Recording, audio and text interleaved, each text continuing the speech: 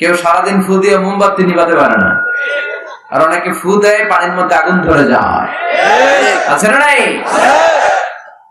এজন্য বিশ্বাস থাকতে হবে। বিশ্বাস নিয়ে, ইখলাস নিয়ে যদি আপনি সূরা ফাতিহা পড়ে ফু দেন, অসুস্থকে সুস্থ করে দিবে কে? আল্লাহ। বিশ্বনবীর সাহাবারা সফরে বের হয়েছেন আবু সাঈদ আল খুদরি রাদিয়াল্লাহু তাআলা আনহুর নেতৃত্বে। পথিমধ্যে দেখলেন এক গোত্রের এক সর্দার অসুস্থ। সামনে গেলেন, কি হয়েছে জিজ্ঞেস করলেন। সবাই বলে আমাদের নেতাকে, কোন বর্ণনা এসেছে আকরাব, একটা বিচ্ছু, কোথাও এসেছে সুবহান, একটা সাপ কামড় দিয়েছে, হাইয়া কামড় দেয়াতে সে বিষাক্ত হয়ে মারা যাবার উপক্রম। অনেক মন্ত্র ও তন্ত্র পড়ে অনেকে ফু দিচ্ছে, ছু মন্তর ছু, কালীকুত্তার গু।